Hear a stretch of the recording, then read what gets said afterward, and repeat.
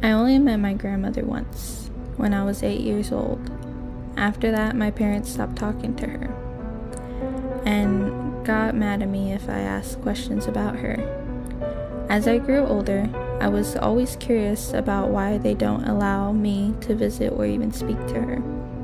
Now I am 20 years old, and I still remember the address of my grandmother's house. I was wondering if she still lived there, or if she was even alive. I decided to give it a shot and rented a car. I arrived in around 2 hours. Her house was still there, a beautiful large house. I got out of my car, went to the door, and knocked. She almost instantly opened the door. She looked the same. It was like she never aged. I hugged her, and then she invited me to come inside. We talked about why the family cut contact with her, and I started believing that my parents were the assholes in this situation. It got late. Grandmother showed me my room, which looked like it was recently renovated. It was very cozy. I immediately settled there. But before leaving, I saw her frown. It was like a new soul entered her body, because she had been very happy right before. She handed me a list of rules. At first I thought it was a joke, but she told me to read the rules carefully, or something bad will happen. I started to read the list. These rules are essential if you want to survive the night here, so please read them carefully. Rules for staying at Grandma's. Rule number 1. Keep your lights on at all times. Rule number 2. Never, and I mean never, leave your room after 1 a.m. If you need to go to the bathroom, refer to Rule 2. Rule 2A. Look around the room for something to urinate in. If you don't find anything, pray for at least 3 minutes. It doesn't matter if you are religious or not. After that, you have exactly 5 minutes and 36 seconds to go to your closest bathroom. If you fail to return in time, find a way to kill yourself. It is better than what they will do to you. Rule number 3. Your grandmother will check your room at these times: 2:23 a.m., 2:56 a.m., and 3:45 a.m.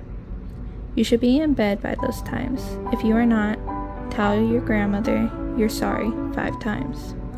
If she says it's okay, but go to bed, you are safe. Try falling asleep. If she says, I forgive you, refer to Rule 4. Rule number 4. Grab the nearest sharp object and stab your grandmother's neck. If you fail to do so, I hope your pain tolerance is high. Rule number 5. After 4 a.m., you will hear your grandmother loudly screaming your name.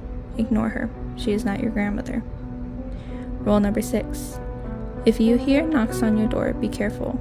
If there are only 2 knocks, be quiet and pretend that you're asleep. If you hear 5 knocks, open the door. It is your grandmother. Rule 6A. Your real grandmother will come inside your room if you have broken one of the rules, or if you are in immediate danger. Once she is in your room, pay attention to her behavior. If she sits on the bed next to you, you're safe for the rest of the night. If she stands in front of you, there is no hope left. You have 10 seconds to kill yourself before she transports you to hell. Rule number 6B. If you get transported to hell, close your eyes and beg for forgiveness. If they forgive you, you will be sent back to your grandmother's house and you will be safe for the rest of the day. Otherwise, if they're angry, pray, because the things they are going to do to you are unimaginable. Rule number 7. At 8 a.m., you must get out of bed and slowly walk towards the kitchen downstairs. Eat the food she gave you and do not, under any circumstances, talk to her. Ignore her if she tries to start a conversation. After breakfast, you are completely fine for the rest of the day. Enjoy your stay. At first, I thought this was a prank, but when I remembered how serious my grandmother was when she told me to follow the rules, I decided to follow them. I could not fall asleep. I kept thinking about the rules. Suddenly, I hear my grandmother enter my room. I check the time. It's 2:23 a.m. I start panicking. I get on my knees and tell her, I'm sorry, please forgive me, 5 times. I waited for her answer. She calmly says it's okay, but go to bed. I calm myself down and get on my bed. However, when I realized what happened, I started overthinking again. I started browsing the internet because once again I could not fall asleep. Later, I started hearing my grandmother screaming my name. I could tell it was not my real grandmother though. Its voice was very high-pitched and not human-like, and immediately after, I hear 2 knocks on my door. I could feel tears running down my cheek. I thought I was going to die there. I couldn't help but start sobbing.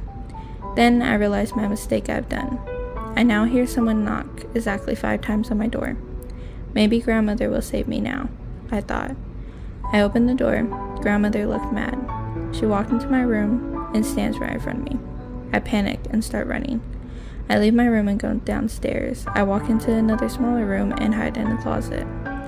From upstairs, I hear my grandmother sobbing, screaming, calling for help. I passed out. But after I awake, I realize I am back in my bedroom. It's 7:58 a.m., so I start walking towards the kitchen, still unsure if I had a nightmare or if what I experienced was real. Grandmother and I were quiet while we were eating breakfast.